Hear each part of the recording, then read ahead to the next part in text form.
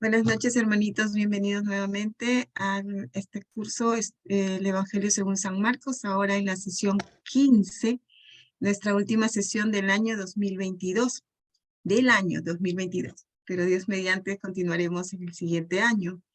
Bueno, quería ante todo agradecerles la presencia de todos ustedes a lo largo de todo este camino que hemos estado recorriendo de la mano de Manuel Pablo para enseñarnos la palabra de nuestro Señor, para conocerlo más, profundizar más en sus enseñanzas y poder amarlo más, porque uno ama lo que conoce, ¿no?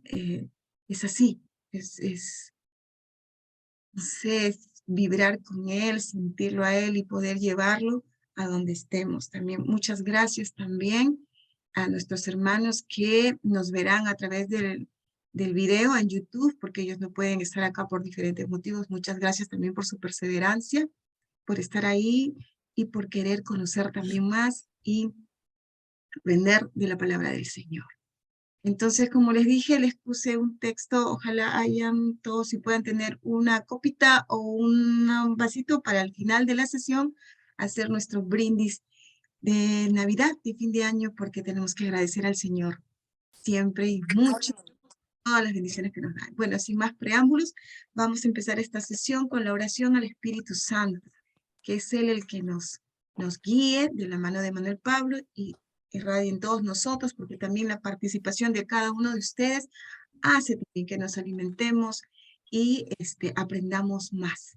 Entonces, quisiera saber si hay un voluntario que quiera leer la oración, nuestra última oración del año. ¿Alguien podría hacerlo? ¿Podría hacerlo yo? Ok, hermanita Elsa, entonces, gracias y empecemos. Oración para antes de reflexionar la palabra de Dios. En el nombre del Padre, del Hijo y del Espíritu Santo. Amén. Espíritu Santo, ilumina nuestro entendimiento para que al leer o estudiar la Sagrada Escritura sintamos la presencia de Dios Padre, que se manifieste a través de tu palabra. Abre nuestro corazón para darnos cuenta del querer de Dios y la manera de hacerlo realidad en nuestras acciones de cada día. Instrúyenos en tus sendas para que, teniendo en cuenta tu palabra, seamos dignos de tu presencia en el mundo. Amén. En nombre del Padre, del Hijo, del Espíritu Santo. Espíritu Santo. Amén. Gracias, hermanita Elsa. Adelante, Manuel Pablo. Empezamos. Gracias Katia, gracias Elsa, y a todos ustedes, los presentes y los que vean más tarde o mañana la sesión en el video. Bueno, como adelantó Katia, el día de hoy es la última sesión del año, pero también hoy día debemos terminar el estudio del Evangelio según Marcos. Hemos tomado bastante tiempo, 15 sesiones de hora y media cada una, pero creo que ha valido la pena. Yo quiero solo adelantarles algo más, que lo voy a reiterar al final. Y es que mañana, de todas maneras, les voy a compartir un par de videos sobre Marcos que grabé hace un poco más de un año. El primero se llama ¿Quién es Jesús? Y el segundo, la buena noticia según Marcos, ¿no? Son dos videos, cada uno no dura ni 15 minutos, pero creo que van a ayudar a complementar, a reforzar lo conversado en estas 15 reuniones, 15 martes.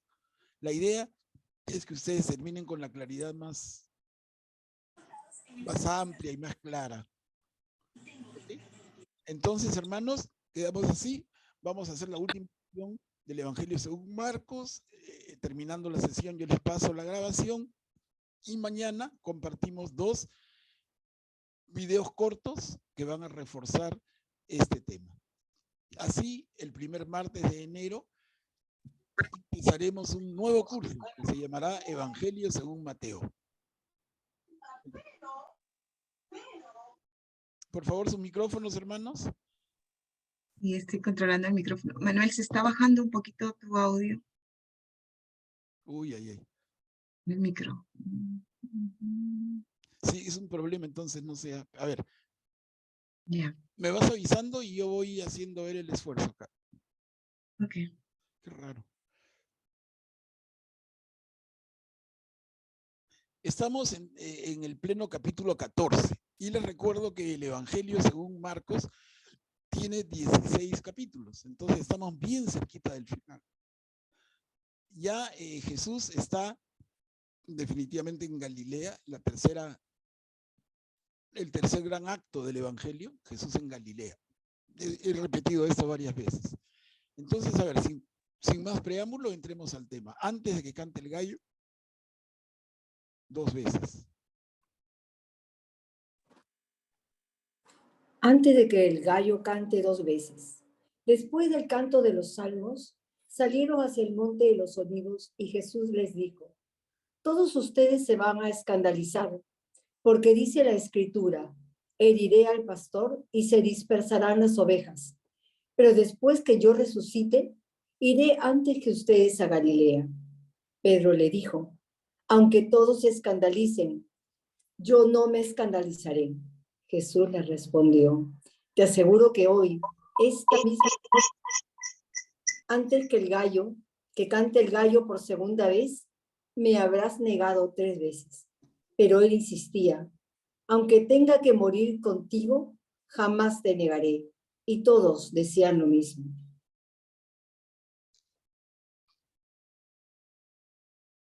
Gracias, Luisita. Sí. Manuel, ¿nos escuchas? Sí, he vuelto al esquema viejo del teléfono. Ya. Creo que acá se escucha mejor. Sí, se escucha bien. Sí, pues. Ya veré con más calma la otra solución. Entonces, ok. Después del canto de los salmos, salieron al monte de los olivos. Ya ha pasado la última cena, que Marcos la cuenta de una manera un poco, como es su evangelio, ¿no? Vamos a ver en otros evangelios o en las otras versiones del evangelio, es como un texto más lleno de detalles. Aquí vemos muy poquito, pero termina la última cena y salen al monte de los olivos. Y Jesús tiene estas palabras. Después que yo resucite, iré antes que ustedes a Galilea. Y Jesús le dice, antes de que cante el gallo, por segunda vez me habrán negado 3 veces. A ver. Buenas noches, hermanita. Por favor, los que entren tarde ya no saluden, porfa, ya estamos en la sesión. Por favor. A ver, no se haga lo que yo quiero, sino lo que quieres tú.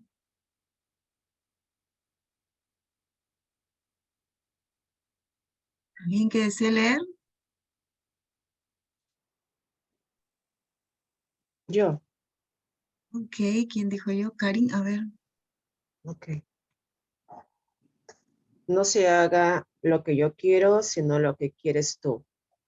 Llegaron a una propiedad llamada Getsemaní, y Jesús dijo a sus discípulos, quédense aquí, mientras yo voy a orar. Después llevó con él a Pedro, Santiago y Juan, y comenzó a sentir temor y angustiarse. Entonces les dijo, mi alma siente una tristeza de muerte. Quédense aquí velando.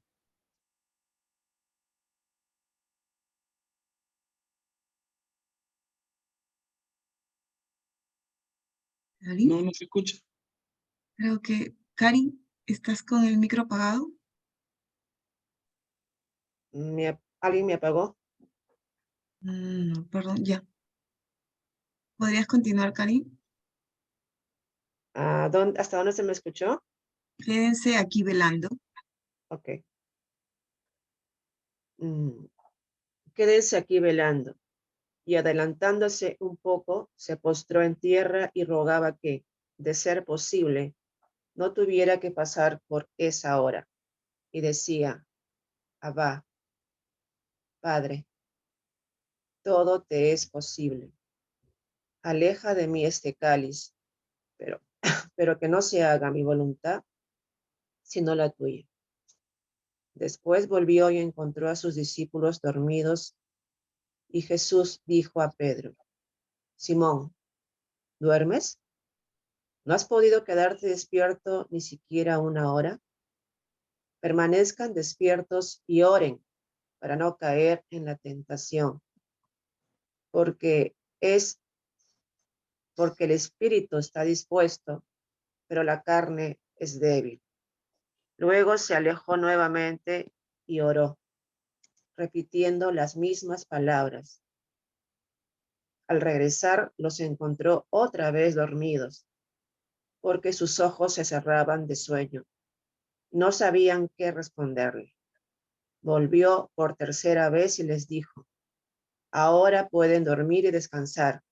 Esto se acabó. Ha llegado la hora en que el Hijo del Hombre va a ser entregado en manos de los pecadores. Bien, gracias, Karim. Miren, entonces entran a una propiedad llamada Getsemaní.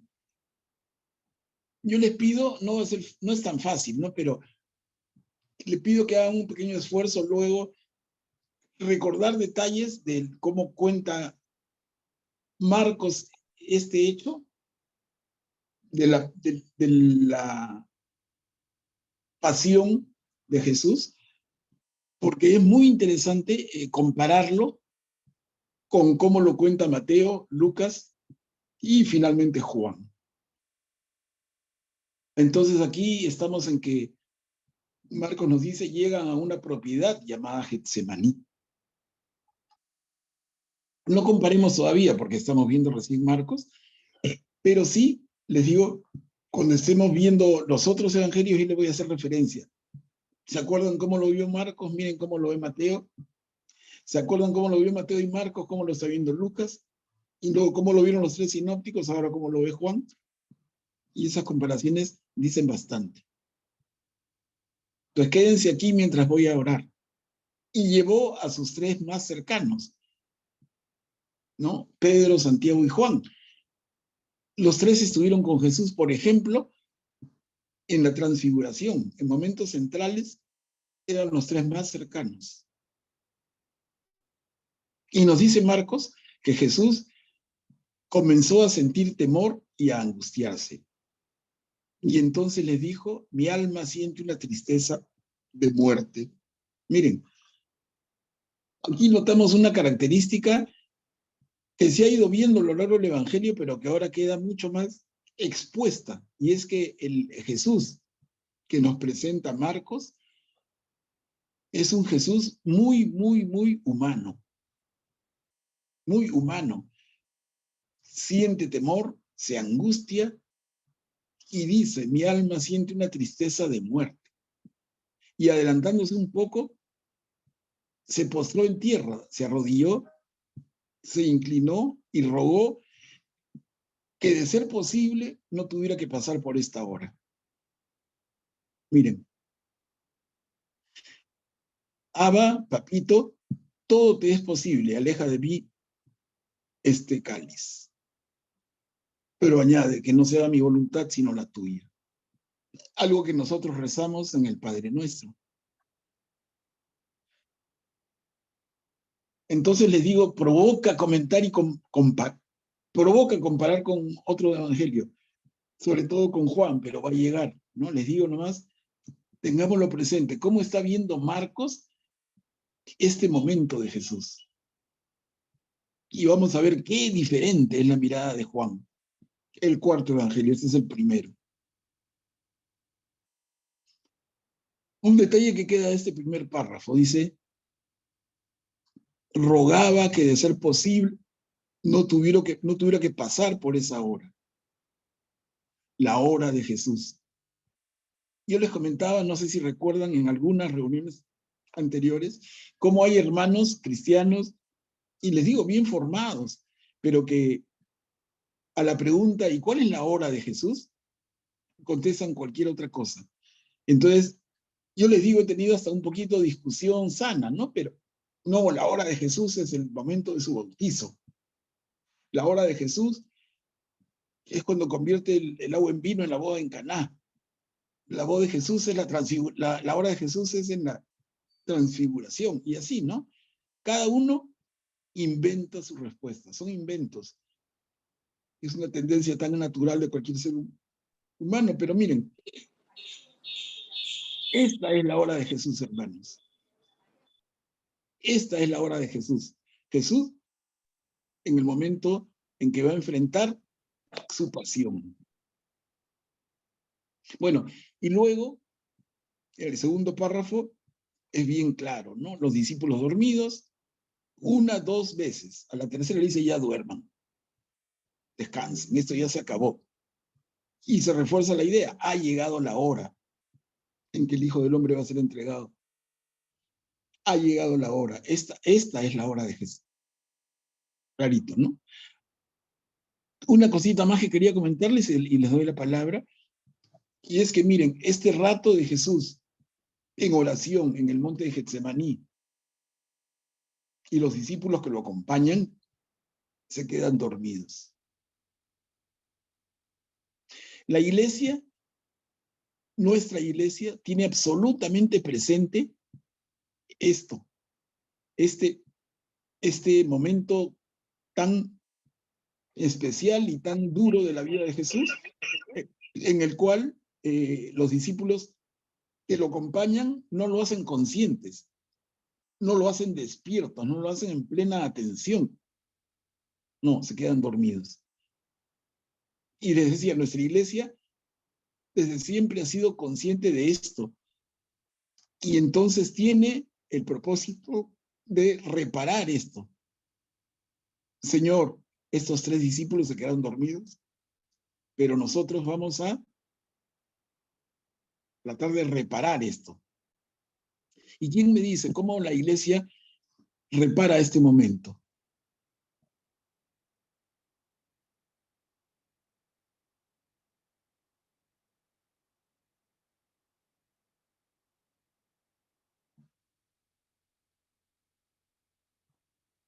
¿Quién se anima? ¿Quién se anima? ¿Quién nos dice cómo la iglesia repara esto? Los discípulos que acompañan a Jesús se quedan dormidos. En un momento que sabemos que es tan crítico.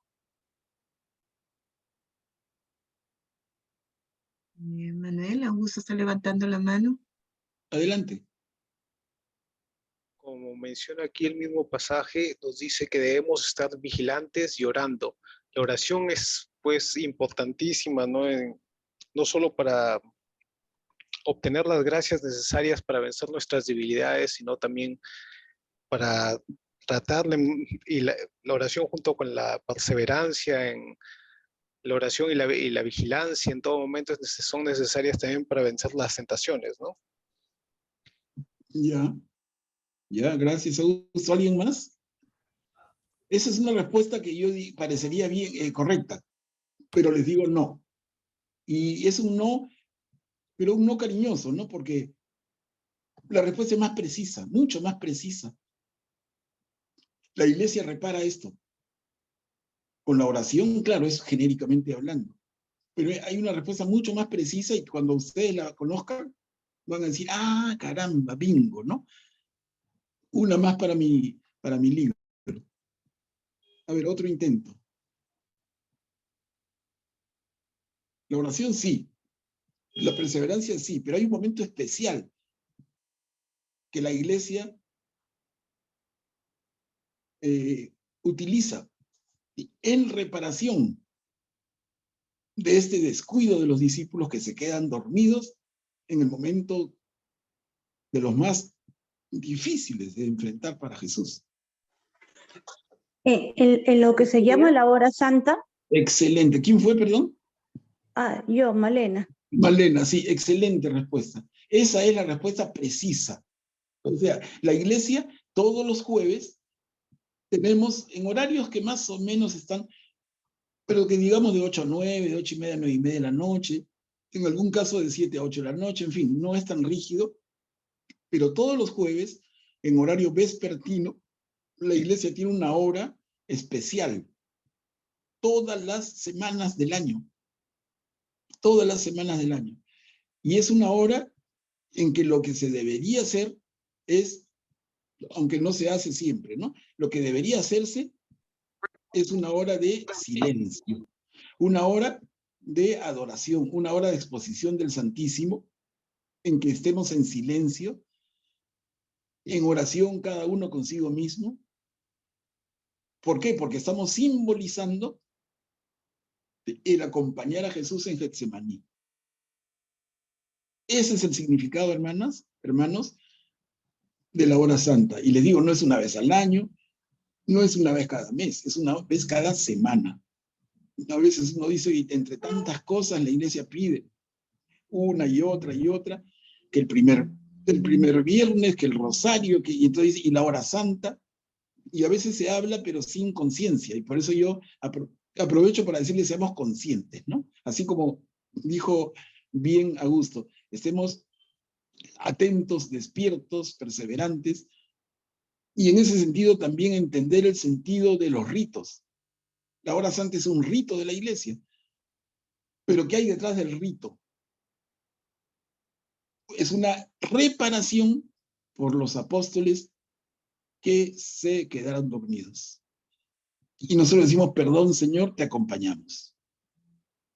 No sé si eso lo conocían. Gracias, Malena, pero les digo, para mí entender estas cositas sencillas, como que le da más significado a cada cosa, ¿no? Y yo no sé los significados de todas las cosas, pero en lo poco que sé les comparto, porque de verdad que, por lo menos en mí, espero que en ustedes funciona bien. Yo digo, si entiendo por qué se celebra, entonces lo voy a celebrar con mucho más firmeza, con mucho más atención, incluso con más voluntad, ¿no? No solamente porque la iglesia lo pide, no porque mi grupo de la parroquia se reúne y yo voy. No, hay que entender por qué esa reunión.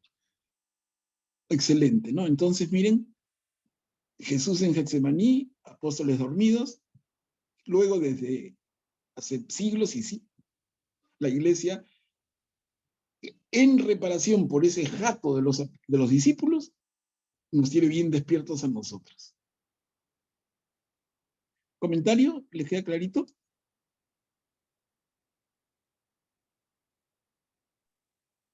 Una pregunta. La vigilia que se hace de Semana Santa de los jueves también tendría igual significado o menor. No, claro, digamos que mayor. No, es la reparación de las reparaciones, ¿no? O sea, esa vigilia del Jueves Santo, una vez al año. Y la hora santa es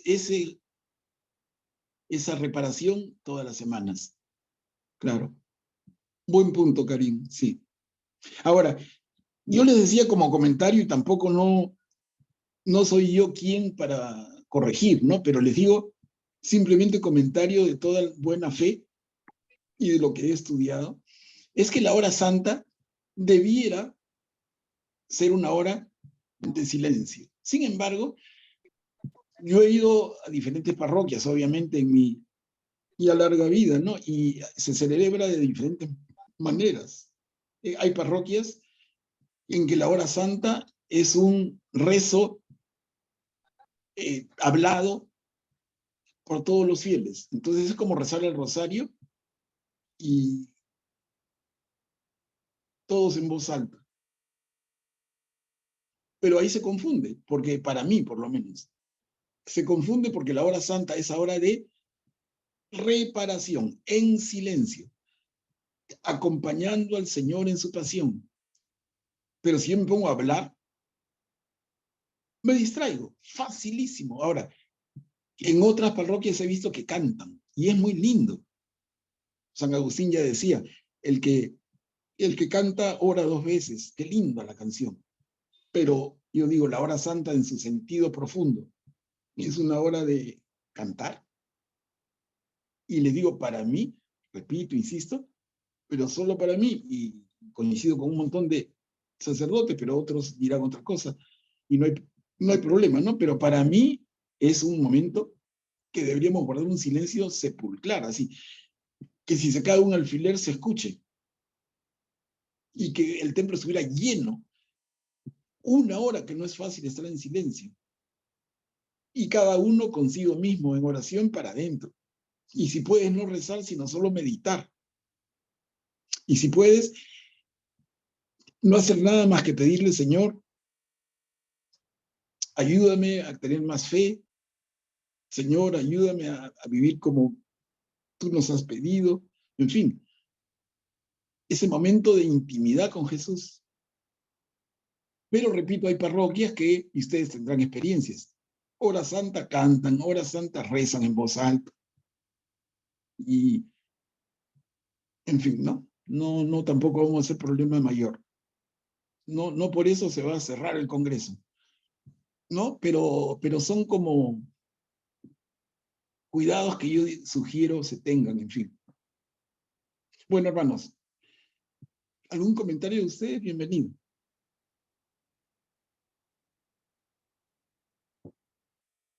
Si no, vamos avanzando, irán saliendo.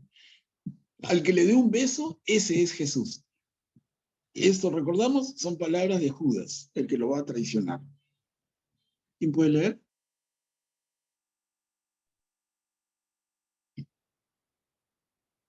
¿Alguien se anima?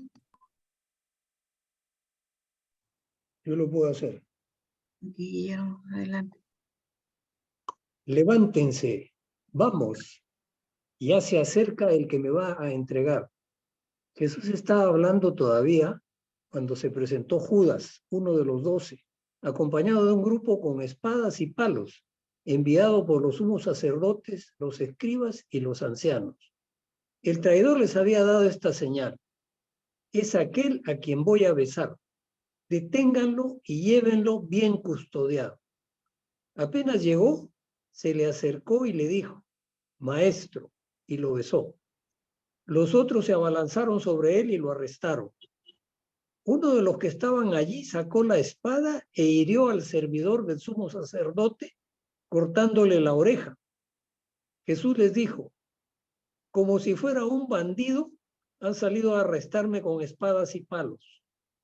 Todos los días estaba entre ustedes enseñando en el templo y no me arrestaron. Pero esto sucede para que se cumplan las escrituras. Entonces todos lo abandonaron y huyeron. Lo seguía un joven, envuelto solamente con una sábana, y lo sujetaron. Pero él, dejando la sábana, se escapó desnudo. Gracias, Guillermo. Miren, Jesús plenamente consciente, nos dice Marcos. Después de orar en Getsemaní, levántense, vamos, ya se acerca el que me va a entregar. Y el que lo va a entregar es Judas, uno de los 12. Se acerca este grupo con espadas, palos. Viene el beso de Judas y luego la respuesta violenta, ¿no? Los discípulos, los que acompañaban a Jesús, uno de ellos sacó una espada y le cortó la oreja al servidor del sumo sacerdote. Acá no nos dicen más, pero en otro evangelio vamos a ver que dicen el nombre de ese que saca la espada. E incluso dicen el nombre del servidor del sumo sacerdote. En otro de los evangelios dice que Jesús recoge la oreja y se la pone nuevamente en su sitio y se la restituye. En fin, ¿no? Pequeñas variaciones, pero aquí estamos leyendo a Marcos. Y añade, ¿no? Ustedes han podido arrestarme en el templo todos los días y no lo hicieron. Y la razón detrás de esto es que ya hemos visto a lo largo del relato de Marcos, los sumos sacerdotes querían tomar a Jesús, pero no se atrevían a hacerlo en público, por temor a la respuesta del pueblo, porque buena parte del pueblo seguía a Jesús, estaba muy por lo menos entusiasmado con Jesús, cuando no ya lo seguían decididamente. Y finalmente dice, lo seguía un joven, envuelto solo en una sábana, ¿no? Los policías tratan de sujetarlo, pero él, dejando la sábana, se escapó desnudo. Ese detalle También recuérdenlo, cuando leamos los otros 3 evangelios, ninguno de los otros 3 va a hacer mención a esa pequeña escena. ¿Quién es ese joven envuelto en una sábana que se va desnudo? Según la tradición, porque no dice nada más en la Biblia, les digo, de los 4 testimonios del Evangelio, el único que lo relata es este, pero en la tradición de la iglesia se dice que este joven es justamente Marcos, Juan Marcos, el autor de este Evangelio. Miren, lo que pasa es que Marcos va a escribir el Evangelio décadas después de este acontecimiento, por lo menos 40 años después. Entonces, si Marcos era un chico de 12 años, esto lo escribe como que a los 50 años, ¿no? ¿Se dan cuenta? Entonces, es Marcos mismo que escribe este Evangelio y que añade esto que los otros evangelistas no mencionan siquiera. Y es como dejando una huella. Yo estuve presente. Yo, Marcos evangelista, estuve presente. Pero sabemos, por otro lado, que Marcos no fue discípulo de Jesús. O en todo caso no lo entendía mucho, era un joven, pero chiquillo. ¿Qué tendría? Les digo, 12 años por mucho. ¿Y por qué? ¿Cuál era el mérito de del jovencito Juan Marcos para estar allí? Es que él era hijo de una señora María de Jerusalén, la misma dueña de la casa que prestaron para la última cena, ¿no? Esa casa, cuando Jesús entra a Jerusalén, que lo hemos visto hace poquito, y dice, entren a esa casa y pidan el segundo piso que está preparado y preparen ahí nuestra cena de Pascua. La casa es de esta María. Y esta María, muy linda, muy ferviente, seguidora de Jesús, tiene a este hijo, Juan Marcos, ese chiquillo, y el chiquillo está por ahí de curioso, más que nada, ¿no? En esa edad casi ni entiende. Pero Juan Marcos va a conocer a Jesús, como ya les recordé desde el comienzo, va a conocer a Jesús a través del testimonio de Pedro. Ahí va a conocer todo el detalle. Bueno, hermanos, ¿algún comentario?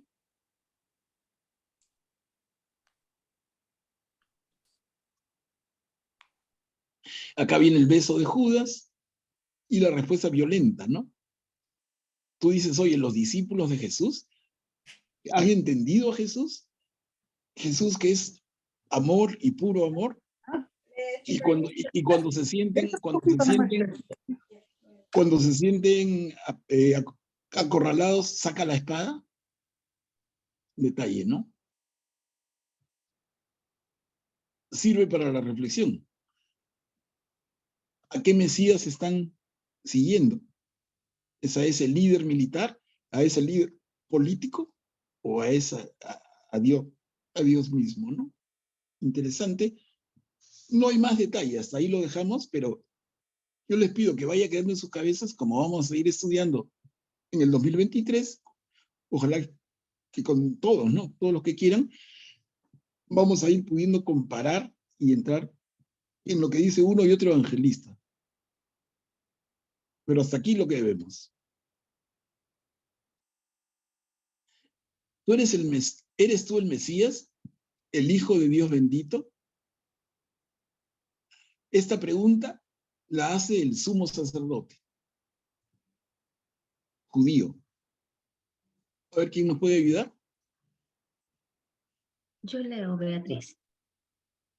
¿Eres tú el Mesías, el Hijo de Dios bendito? Llevaron a Jesús ante el sumo sacerdote, y allí se reunieron todos los sumos sacerdotes, los ancianos y los escribas. Pedro lo había seguido de lejos hasta el interior del palacio del sumo sacerdote, y estaba sentado con los servidores, calentándose junto al fuego. Los sumos sacerdotes y todo el Sanedrín buscaban un testimonio contra Jesús para poder condenarlo a muerte, pero no lo encontraban, porque se presentaron muchos con falsas acusaciones contra él, pero sus testimonios no concordaban. Algunos declaraban falsamente contra Jesús: nosotros lo hemos oído decir, yo destruiré este templo hecho por la mano del hombre y en 3 días volveré a construir otro que no será hecho por la mano del hombre. Pero tampoco en esto concordaban sus declaraciones. El sumo sacerdote, poniéndose de pie ante la asamblea, interrogó a Jesús: ¿no respondes nada a lo que estos atestiguan contra ti? Él permanecía en silencio y no respondía nada. El sumo sacerdote lo interrogó nuevamente: ¿eres el Mesías, el Hijo de Dios bendito? Jesús respondió: así yo lo soy. Y ustedes verán al Hijo del Hombre sentarse a la derecha del Todopoderoso y venir entre las nubes del cielo. Entonces el sumo sacerdote rasgó sus vestiduras y exclamó: ¿qué necesidad tenemos ya de testigos? Ustedes acaban de oír la blasfemia. ¿Qué les parece? Y todos sentenciaron que merecía la muerte. Después algunos comenzaron a escupirlo y tapándole el rostro lo golpeaban, mientras le decían: profetiza, y también los servidores le daban bofetadas. Gracias, Beatriz. Jesús ante el sumo sacerdote, ¿no? En una pantomima de juicio. Se supone que el juicio a Jesús ha comenzado y ya hay un veredicto. Es culpable. ¿Y de qué? Del peor pecado, blasfemia. ¿No? ¿Alguien nos ayuda? ¿Cuál consideran esas autoridades judías es el pecado de Jesús?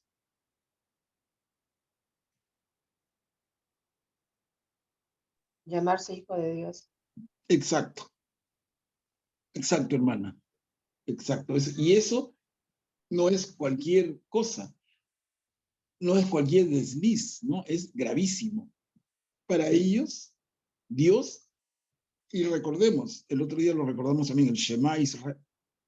Dios, el Señor, es el único Dios. Y lo amarás con todo tu corazón, con toda tu mente, con toda tu alma y con todas tus fuerzas. Shema Israel, escucha Israel, el Señor, tu Dios, es el único Señor. Y entonces, ¿cómo es que si es el único Señor? Jesús dice que Él también es el Señor. Blasfemia, ¿qué más queremos escuchar? ¿Es necesario nada más? Él solo se ha autoinculpado. ¿Qué más necesitamos? Miren. Y seguimos para terminar el capítulo 14 con esta frase: yo no conozco a ese hombre. Y reconocemos la frase porque sale de los labios de nada menos que de Pedro, su brazo derecho. A ver, ¿quién nos ayuda a leer, por favor?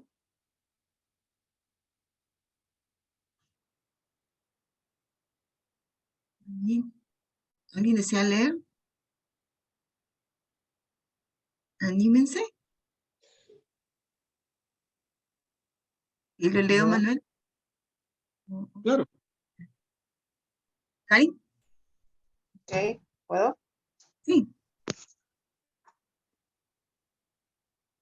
Yo no conozco a ese hombre. Mientras Pedro estaba abajo en el patio, llegó una de las sirvientas del sumo sacerdote y, al ver a Pedro junto al fuego, lo miró fijamente y le dijo: tú también estabas con Jesús el Nazareno. Él lo negó, diciendo: no sé nada, no entiendo de qué estás hablando. Luego salió al vestíbulo. La sirvienta, al verlo, volvió a decir a los presentes: este es uno de ellos. Pero él lo negó nuevamente. Un poco más tarde, Los que estaban allí dijeron a Pedro: seguro que eres uno de ellos, porque tú también eres Galileo. Entonces él se puso a maldecir y a jurar que no conocía a ese hombre del que estaban hablando. Enseguida cantó el gallo por segunda vez. Pedro recordó las palabras que Jesús le había dicho: antes que cante el gallo por segunda vez, tú me habrás negado 3 veces. Y se puso a llorar. Gracias, Karim. Acá está la negación de Pedro. Un tema que conocemos de memoria. Es de las primeras cosas que aprendemos desde niños, ¿no? En nuestra formación cristiana en la catequesis. Pero ¿qué podemos ver que sea un poquito más como para nosotros en esta etapa adulta de la vida? Ok, ahí está Pedro negando a Jesús. Pero ¿qué podemos decir?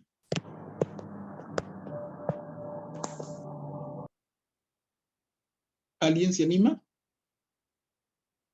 Miren, acabamos de leer el beso de Judas. El beso de Judas, hermanas, hermanos, es una traición y muy dura. Y nosotros nos quedamos con esa idea marcada. Judas traicionó a Jesús. Pero yo les pregunto, hermanos, ¿y Pedro? Pedro no le dio ese beso de traición, pero Pedro lo negó. Y lo estamos leyendo de manos del propio Marcos. Marcos que fue, y repito por lo importante y trascendente en este momento, Marcos que fue discípulo cercanísimo del propio Pedro. O sea, si Marcos sabe de esto, es que Pedro lo contó y lo contó y lo contó y a él se le quedó grabado. Entonces, esto que estamos leyendo aquí, escrito por el evangelista Marcos, es testimonio repetido y repetido de Pedro. Y Pedro, ¿cómo lo diría en verbo, no? En palabras. Yo traicioné al Señor. Lo negué, lo rechacé. Y oré. No sé si eso les cambia la mirada o si los hace pensar un poquito más. Pero les digo, hermanos, hermanas, Judas traicionó a Jesús.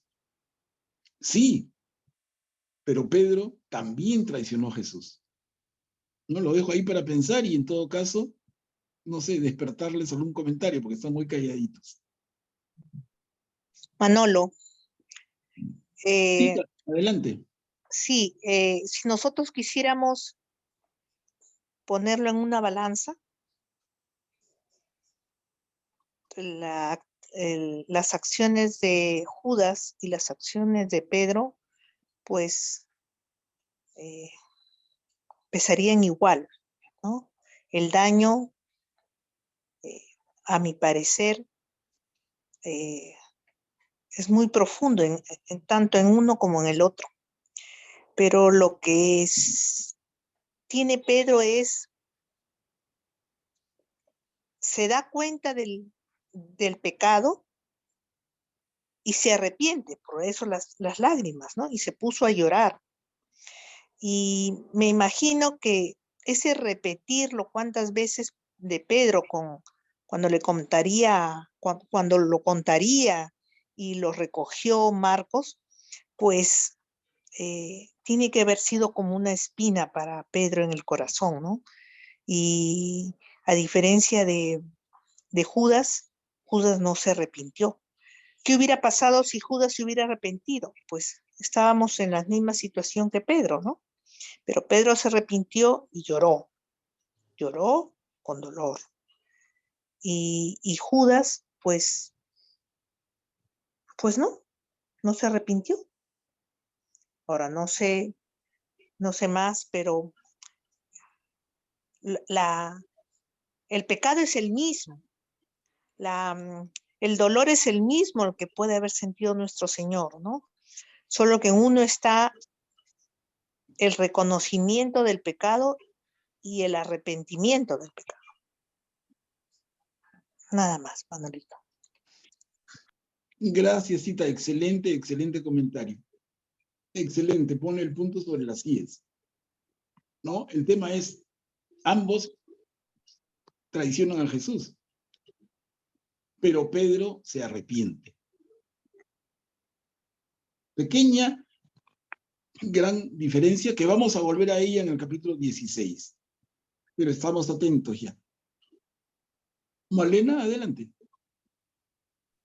Sí, efectivamente, de acuerdo a los evangelios, nosotros sabemos que Pedro se arrepiente y Judas va y se ahorca, pero realmente no sabemos si en el último momento Judas se Claro, arrepintió. yo creo que por eso.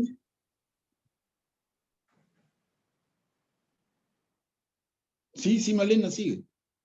Ya, eso es lo que decía, ¿no? No sabemos si finalmente en el último momento Judas llega a arrepentirse y pedirle perdón al Señor. Lo que pasa es que pues, conocemos el arrepentimiento de Pedro, pero no conocemos el posible arrepentimiento de Judas. Y la verdad es que yo siempre quiero pensar o gusto de pensar que en algún momento Judas sí se arrepintió de corazón, solamente que no supo canalizar ese arrepentimiento, fue incapaz de correr a los brazos del Señor y de pedirle perdón, ¿no? O de repente no tuvo oportunidad, o de repente se vio, dijo, ya mi pecado es demasiado grande, pero de repente sí se arrepintió, ¿no? O sea, yo quiero pensar que sí hubo arrepentimiento de parte de este hombre. Excelente, excelente, Malena. Y excelente porque si Judas no se hubiera arrepentido, se hubiera ido con esa bolsa de dinero que le pagaron por traicionar a Jesús, entonces la historia sería otra, ¿no? Y se fue con esa bolsa de dinero a una ciudad lejana y trató de hacer su vida como pudo. Pero no, mira, para que el hombre caiga en la desesperación absoluta y se quite la vida,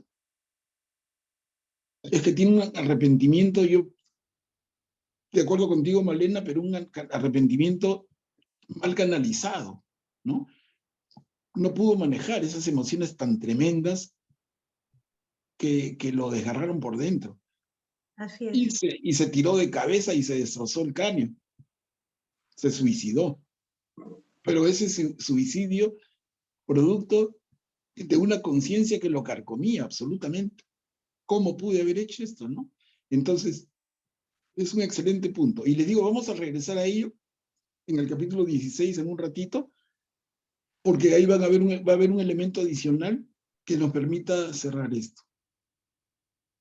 Manuel, Silvia está levantando la mano también para participar. Sí.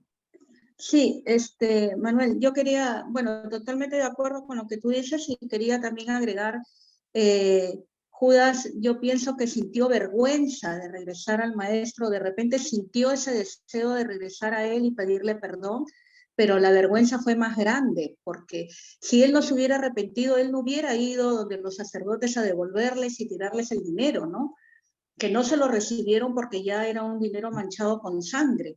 Yo creo que, bueno, yo sí pienso de que él se arrepintió y con ese arrepentimiento tan grande que debe haber sentido para tomar el valor de suicidarse, también estaba la vergüenza de regresar donde el maestro que tanta fe había tenido en él, ¿no? Que tanto le había confiado. Claro, Silvia. Ahora hay que tener en cuenta nada más que cómo regresaba Jesús si ya Jesús estaba preso y condenado.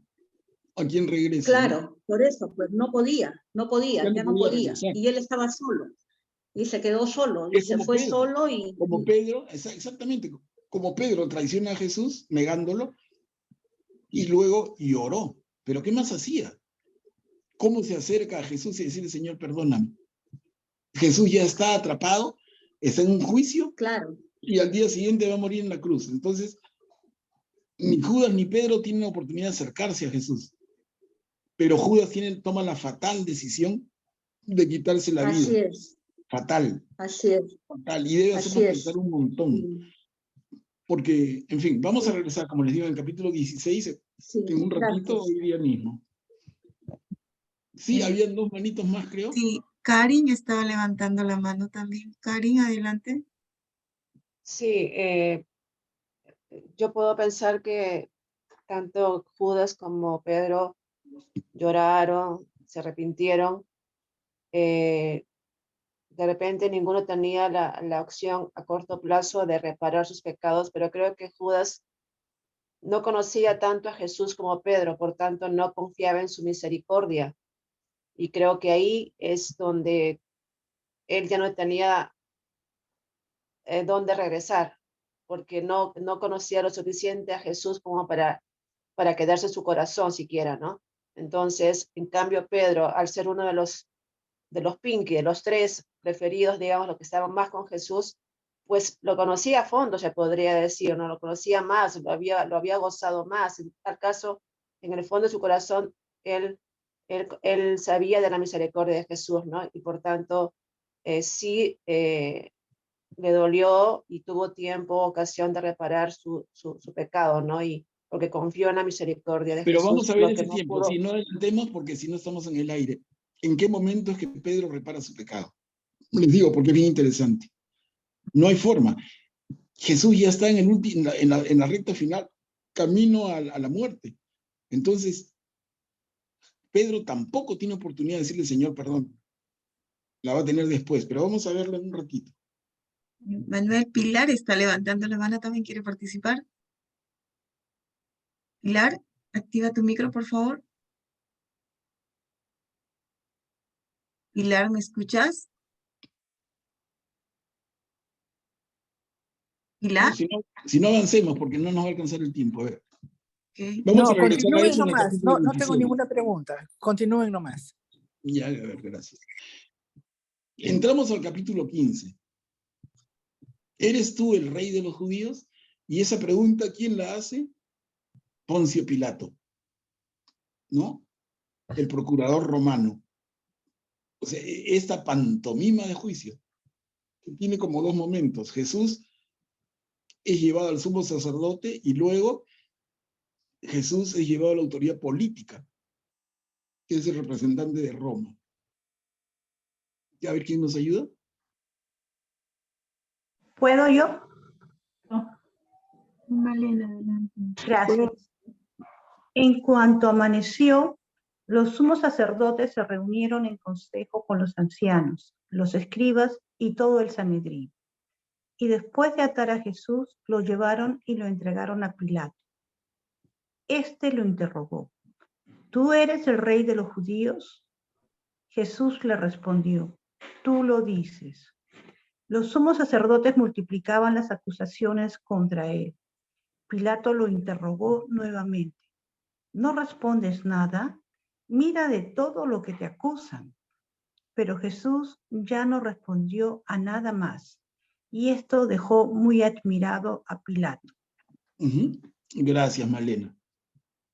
Otra vez aquí la tentación de comentar es grande, porque cuando conocemos bien los otros testimonios del Evangelio, y sobre todo a Juan, es que esto tiene mucho más cuerpo, mucho más elementos. Un Pilato que entra y sale, que duda. En fin, pero acá estamos con Marcos, y hasta donde Marcos nos presenta vamos viendo. Clarito. Continuamos, crucifícalo.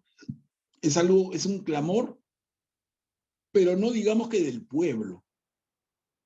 Eso es una exageración total. Es un pedido de los dirigentes judíos y sus sobones, que no necesariamente representan al pueblo judío, que en su gran mayoría respetaba, admiraba y en muchos casos incluso seguía a Jesús. Entonces separemos, mire, una cosita antes, y es como en las lecturas anteriores y desde la vez pasada, lo iba a hacer notar, pero dije ya vendrá, pero cuando hablan de las autoridades dicen los sumos sacerdotes, los escribas, nunca dicen los fariseos. Y ese es un mérito de Marcos, porque está más cerca de los hechos. 10 y 20 años después, Mateo y Lucas ya van a meter a los fariseos en la colada. Pero los fariseos no tienen nada que ver en esto. Y se los digo con absoluto conocimiento del tema. Y lo podemos conversar más adelante. A ver, leamos esta pericopa. Puedo leer, ¿no? En cada fiesta, Pilato ponía en libertad a un preso, a elección del pueblo.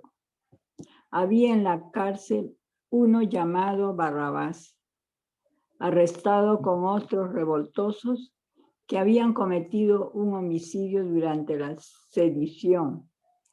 La multitud subió y comenzó a pedir el indulto acostumbrado. Pilato dijo: ¿quieren que les ponga en libertad al rey de los judíos?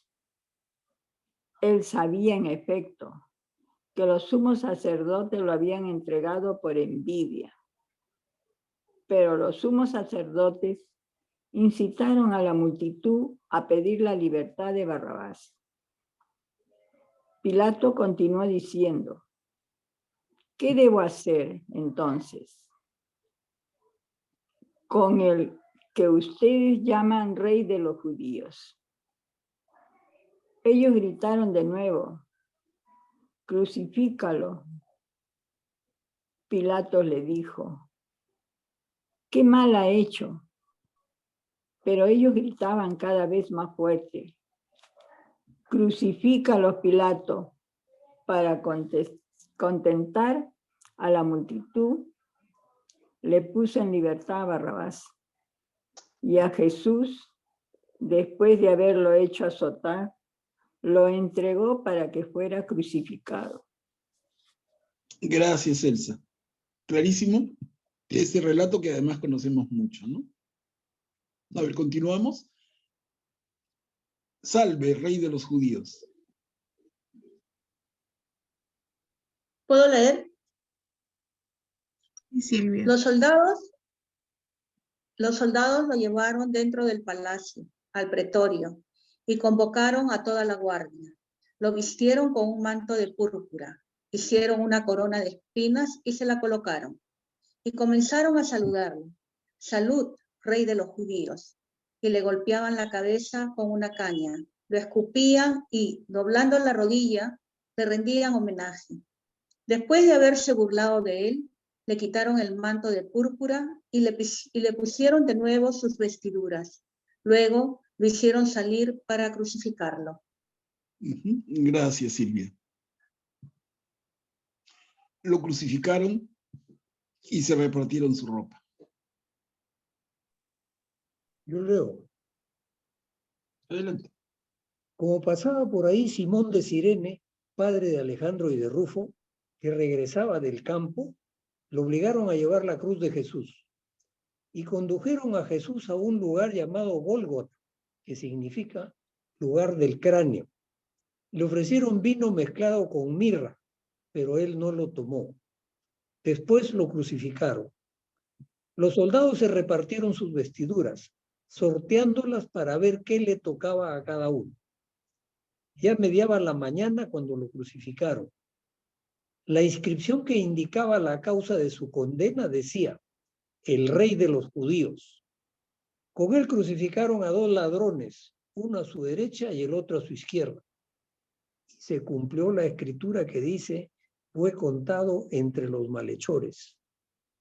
Los que pasaban lo insultaban, movían la cabeza y decían: tú que destruyes el templo y en 3 días lo vuelves a edificar, sálvate a ti mismo y baja de la cruz. De la misma manera, los sumos sacerdotes y los escribas se burlaban y decían entre sí: ha salvado a otros y no puede salvarse a sí mismo. Este es el Mesías, el rey de Israel, que baje ahora de la cruz para que veamos y creamos. También lo insultaban los que habían sido crucificados con él.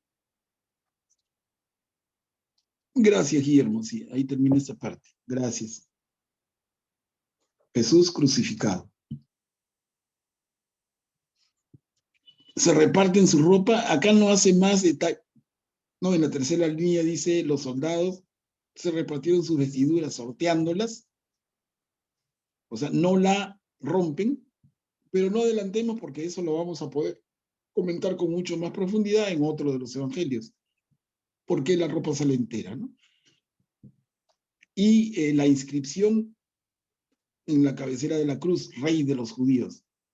Vamos a ver en otro de los evangelios, ese título es más grande, ¿no? Que llega a resumirse en INRI. Pero repito, estamos en Marcos, vamos yendo poco a poco. Y Jesús entre dos ladrones. Y un poco lo retan, ¿no? Si tú has salvado a otros, sálvate a ti mismo.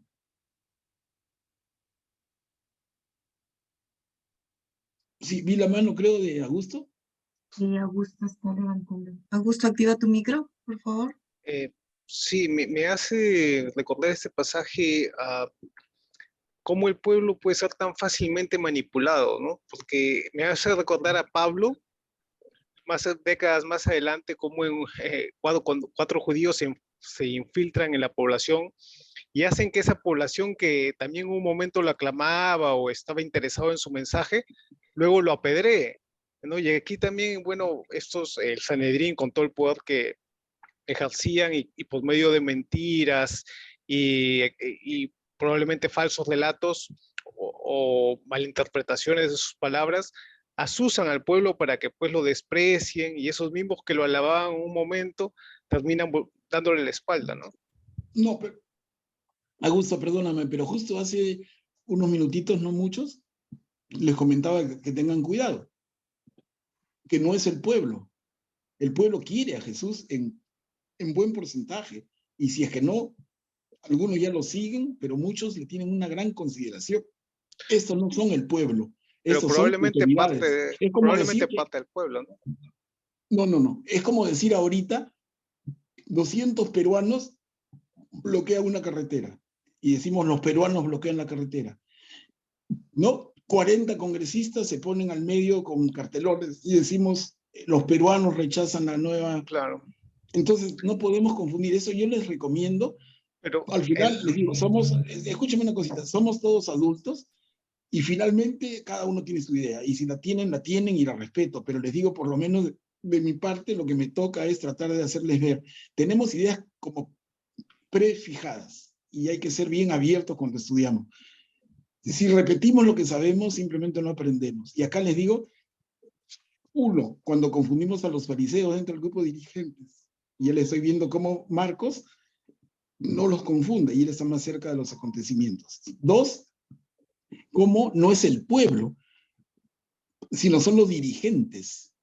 Es un grupo súper interesado que se siente afectado por Jesús, no es el pueblo. Si decimos el pueblo cambia de posición, estamos siendo injustos con el pueblo judío, que es un pueblo maravilloso. Y lamentablemente, por reflexiones un poco ligeras para mí como esa, es que por siglos los católicos hemos rechazado a los judíos, ¿no? Y señalándolos, tú mataste a Jesús. Una barbaridad histórica, porque no es el pueblo, Jesús era un judío también. Pero en fin, les digo, yo cumplo con esto, con toda la claridad que puedo tener, si es que la tengo, pero finalmente ustedes son libres de creer como quieran creer, ¿no? Pero si estamos en el curso es para ampliar la mirada. Manolo, Simón de Cirene era un pagano.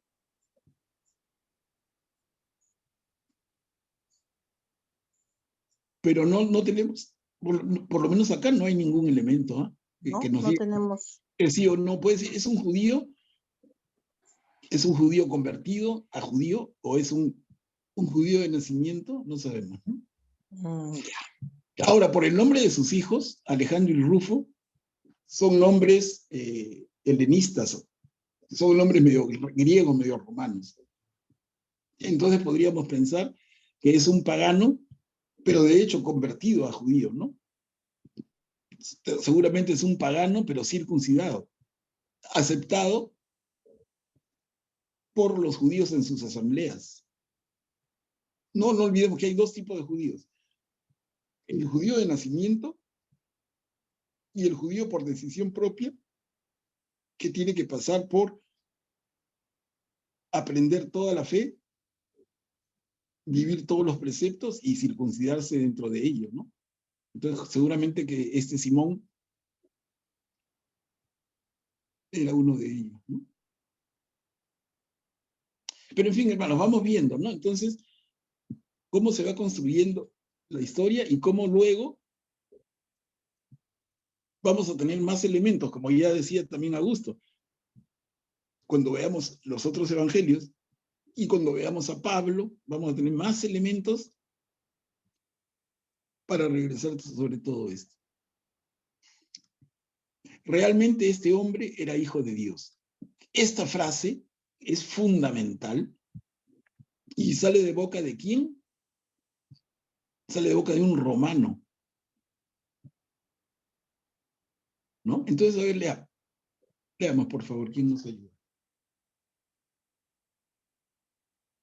¿Puedo leer, Manuel? Realmente este hombre era hijo de Dios.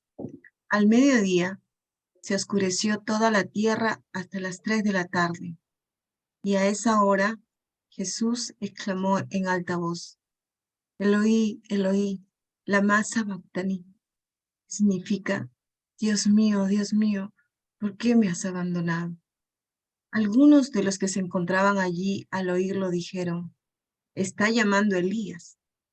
Uno corrió a mojar una esponja en vinagre y poniéndole en la punta de una caña le dio de beber, diciendo: vamos a ver si Elías viene a bajarlo. Entonces Jesús, dando un grito, expiró. El velo del templo se rasgó en dos, de arriba abajo. Al verlo expirar así, el centurión que estaba frente a él exclamó: verdaderamente este hombre era hijo de Dios. Había también allí algunas mujeres que miraban de lejos. Entre ellas estaban María Magdalena, María, la madre de Santiago el menor y de José, y Salomé, que seguían a Jesús y lo habían servido cuando estaba en Galilea, y muchas otras que habían subido con él a Jerusalén. Gracias, Katia. Este pasaje, esta perícopa, también la conocemos muchísimo, la recordamos todo el tiempo, y especialmente cada Semana Santa. Pero yo quiero parar en quizá dos detallitos, uno más que el otro. Por acá dice: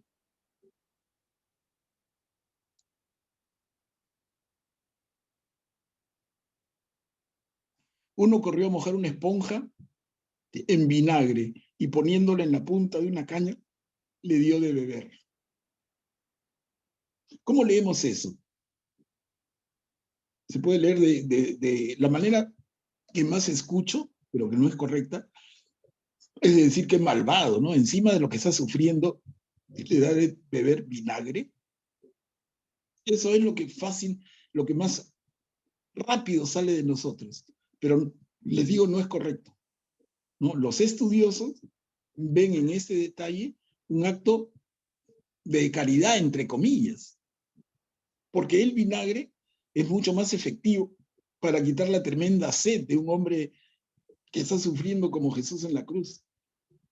Entonces, el vinagre tampoco es que vaya a tomar un barril de vinagre, no.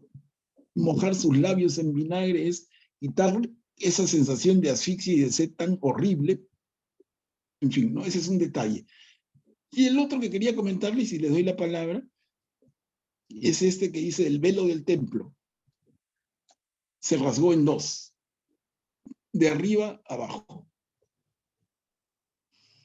Eso, hermanos, a ver si les produce algún efecto, si les hace pensar algo. ¿Es cualquier cosa o es tremendo mensaje? Así, tremendo mensaje. El velo del templo se rasgó en dos.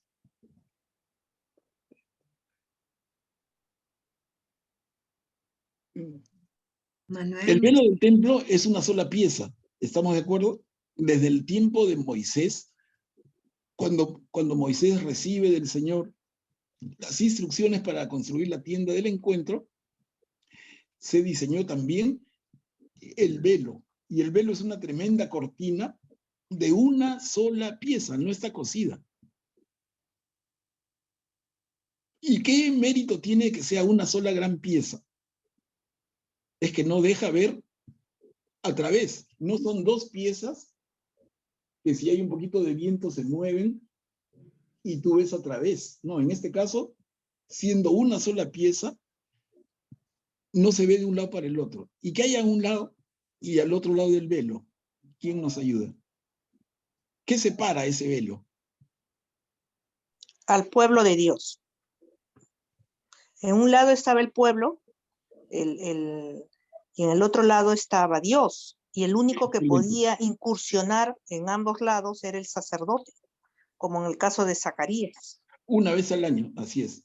Entonces, el velo, dentro del templo de Jerusalén, el velo separa exactamente como dice Tita, el velo separa dos ambientes. El ambiente grande, que es la zona santa, como decir el templo, y lo separa de una zona más pequeña, pequeñita, que se llama el Santísimo. ¿Y qué hay en el Santísimo? Está básicamente el Arca de la Alianza, básicamente. El Arca de la Alianza, que tiene en la tapa estos dos ángeles, y tiene 2 o 3 elementos más, que ya podremos verlo en otro momento, con más detalle. Entonces, el velo del templo separa, como dice Tita bien entonces, separa al pueblo que va en la adoración, lo separa de Dios, que está al otro lado del velo. Y estamos claros.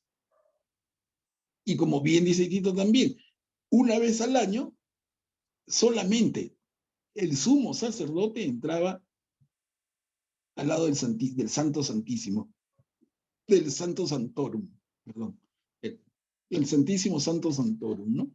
Entonces, ¿qué significa que el velo del templo se rasga en el momento que Jesús fallece? Cuando expira. Mira, y el verbo que usa Marcos, expiró, es decir, botó su último aire.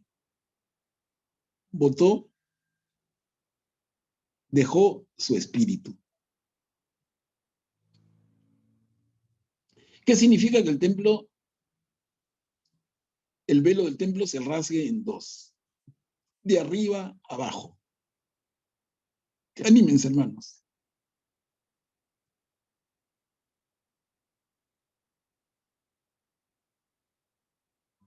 Tiene que ver con que Jesús, en su muerte por nosotros, hermanos, ha cumplido su misión. ¿Cuál era la misión de Jesús en la tierra? Restablecer la armonía en la relación del hombre con Dios. Como el hombre no estaba en armonía con Dios, entonces, lo leemos, no estaba en contacto con Dios. Y entre el hombre y Dios había un velo. Había una pared. Y Jesús con su entrega, Jesús con su muerte, bota esa pared. Rompe esa separación. El hombre recupera la armonía con Dios. Ese es el sentido del sacrificio de Jesús.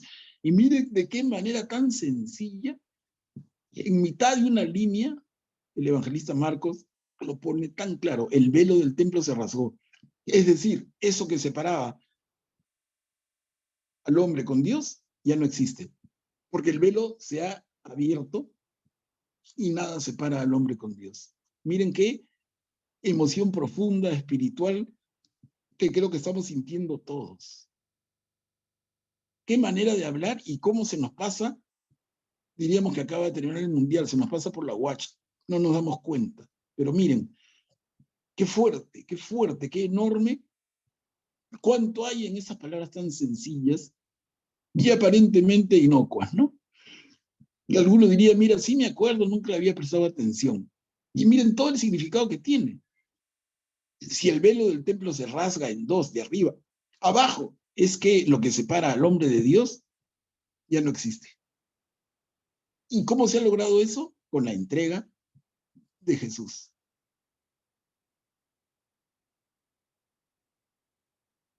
Hermanos, no sé si a ustedes, yo creo que sí, pero a mí esto me produce una emoción profunda, profunda, es un momento muy especial.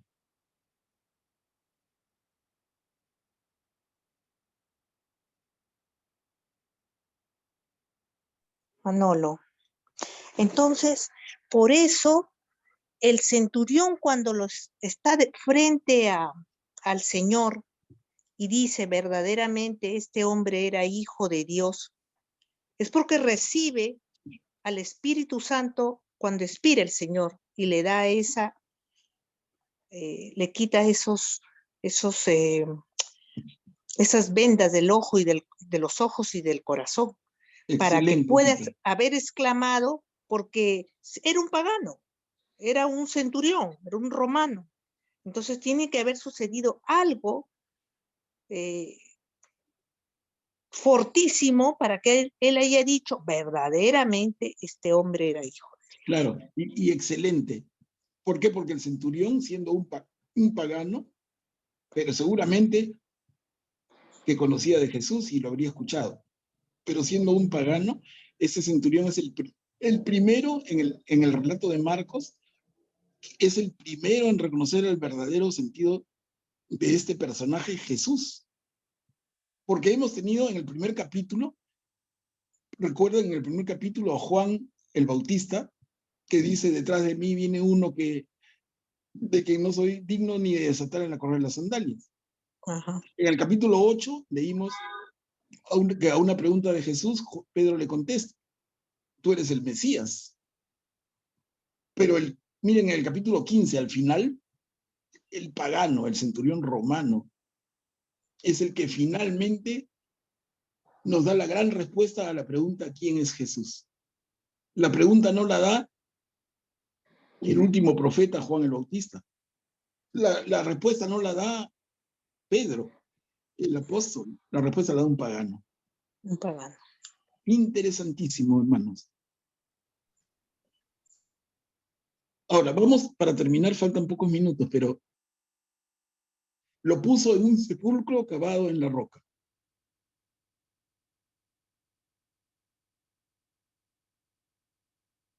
¿Alguien desea leer?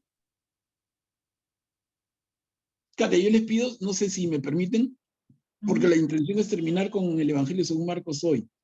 Y viendo la hora, quedan 8 minutos. Si nos excedemos unos minutitos, por favor, que me lo toleren, ¿no? Pero que no sea mucho, pero para terminar.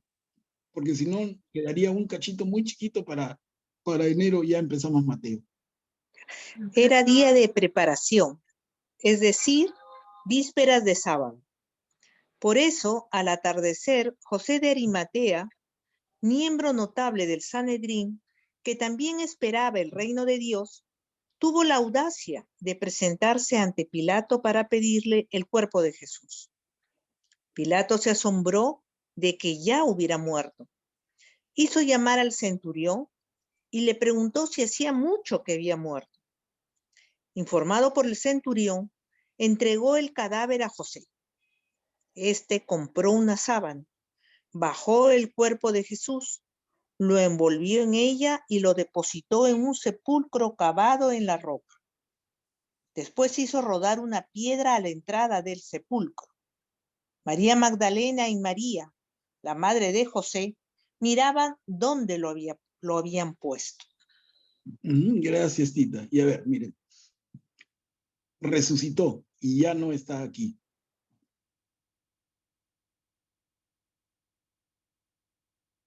Yo leo, Manuel. Resucitó y ya no está aquí. Pasado el sábado, María Magdalena, María, la madre de Santiago, y Salomé compraron perfumes para ungir el cuerpo de Jesús. A la madrugada del primer día de la semana, cuando salía el sol, fueron al sepulcro. Y decían entre ellas, ¿quién nos correrá la piedra de la entrada del sepulcro? Pero al mirar, vieron que la piedra había sido corrida. Era una piedra muy grande. Al entrar al sepulcro, vieron a un joven sentado a la derecha, vestido con una túnica blanca. Ellas quedaron sorprendidas, pero él les dijo, no teman. Ustedes buscan a Jesús de Nazaret, el crucificado. Ha resucitado, no está aquí. Miren el lugar donde lo habían puesto. Vayan ahora a decir a sus discípulos y a Pedro que él irá antes que ustedes a Galilea. Allí lo verán, como él se lo había dicho. Ellas salieron corriendo del sepulcro porque estaban temblando y fuera de sí, y no dijeron nada a nadie porque tenían miedo. Gracias, Katia. Hermanos, hermanas, acá terminaba originalmente el Evangelio según Marcos. Miren, yo les decía, y revísenlo con calma, el Evangelio según Marcos es como una obra en 3 actos. Y al final de cada uno de los 3 actos nos dice un poco lo mismo. Los discípulos tenían miedo. El Evangelio termina aquí, ¿no? Las mujeres salen corriendo del sepulcro temblando fuera de sí, descontroladas. Y no dijeron nada a nadie porque tenían miedo. Fin del Evangelio. Pasan los años y discípulos de Marcos añaden lo que vamos a ver. Luego, les digo, este está estudiadísimo por la iglesia y aceptado por todos, ¿no? Luego, discípulos van a añadir un poquito más. Y vamos a entender por qué añaden. No solamente para que el final no sea así un final triste, ¿no? El final de un drama. Pero además, hay un tremendo contenido que vale la pena. Vayan por todo el mundo y proclamen la buena noticia. Esas son ¿Puedo palabras leer? de Jesús. Claro. Jesús, que había resucitado a la mañana del primer día de la semana, se apareció primero a María Magdalena, aquella de quien había echado 7 demonios. Ella fue a contarlo a los que siempre lo habían acompañado, que estaban afligidos y lloraban. Cuando la oyeron decir que Jesús estaba vivo y que lo había visto, no le creyeron. Después se mostró con otro aspecto a 2 de ellos, que iban caminando hacia un poblado, y ellos fueron a anunciarlo a los demás, pero tampoco les creyeron. Enseguida se apareció a los 11, mientras estaban comiendo, y les reprochó su incredulidad y su obstinación, porque no habían creído a quienes lo habían visto resucitado. Entonces les dijo, vayan por todo el mundo, anuncien la buena nueva a toda la creación. El que crea y se bautice, se salvará. El que no crea, se condenará. Y estos prodigios acompañarán a los que crean. Arrojarán a los demonios en mi nombre y hablarán nuevas lenguas. Podrán tomar a las serpientes con sus manos, y si beben un veneno mortal, no les hará ningún daño. Impondrán las manos sobre los enfermos y los curarán. Claro. Gracias, Malena. Miren, Jesús ha resucitado. Y Marcos lo cuenta también así, de la manera tan directa y austera con la que redacta todo su evangelio. Repito, lo hemos dicho 100 veces, es el primer evangelio y es el más básico, el más como que objetivo, ¿no? En los demás vamos a ver más elementos. Ese es el primero en haberse escrito. Y clarísimo cómo Jesús deja su mensaje, que lo he resaltado en amarillo. Vayan por todo el mundo, anuncien la buena noticia a toda la creación. Y eso lo podemos leer. Vayan por todo el mundo, anuncien el evangelio a toda la creación. Y como hemos dicho, hermanos, hermanas, este no es nuestro primer mandato. O sea, creemos en Jesús, hemos decidido seguirlo, entonces recibimos de él este mandato. Anuncien el evangelio. Tenemos que ser nosotros, no el que aprende y se queda mudo. Tenemos que ser nosotros el que aprende y anuncia. Y empezando por tu círculo más cercano. Empezando por tu familia. Por tus parientes, por tus amigos, por tu barrio. Por ahí empieza la catequesis. Y miren, terminamos porque ya estamos al pie. El Señor Jesús fue elevado al cielo.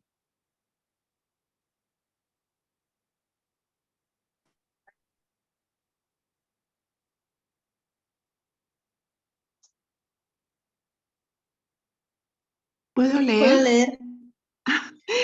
Cualquiera. Después Sigue. el Señor Jesús fue elevado al cielo. Después de decirles esto, el Señor Jesús fue llevado al cielo y está sentado a la derecha de Dios. Ellos fueron a predicar por todas partes y el Señor los asistía y confirmaba su palabra con los milagros que le acompañaban.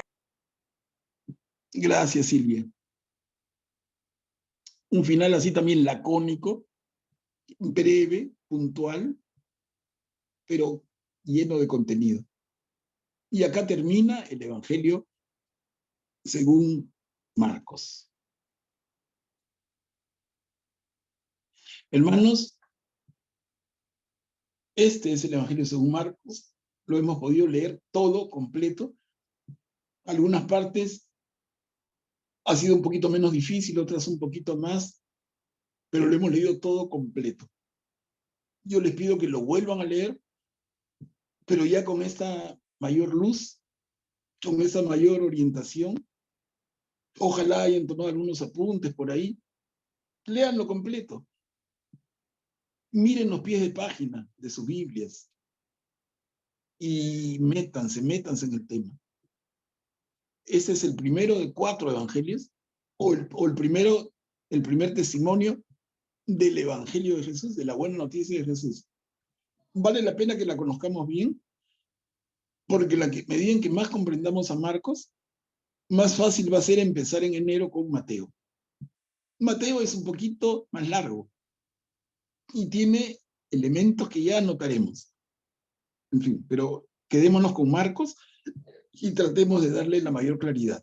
Yo quería solamente terminar y repitiendo lo que dije al inicio con los que estábamos, y es que el día de mañana, en la mañana, les voy a compartir al grupo de amigos de la Biblia un par de videos que grabé hace más de un año sobre el Evangelio según Marcos. Cada videito dura menos de 15 minutos. El primero se llama ¿Quién es Jesús? Y el segundo, La buena noticia según Marcos. No, entonces yo les recomiendo que lo vean, que lo vean con tranquilidad, porque la intención es que eso refuerce, aunque va a ser fácil, pero como que refuerce, puntualice por mí mismo lo que hemos visto en estas 15 semanas. Y ha sido un buen esfuerzo, ¿no? Yo les agradezco un montón su paciencia. Damos por terminado el curso del Evangelio según Marcos y los invito y las invito a todos y inviten a sus amigos también, porque el primer martes de enero vamos a empezar con el curso Evangelio según Mateo. ¿Listo, Katia? El martes 3 de enero.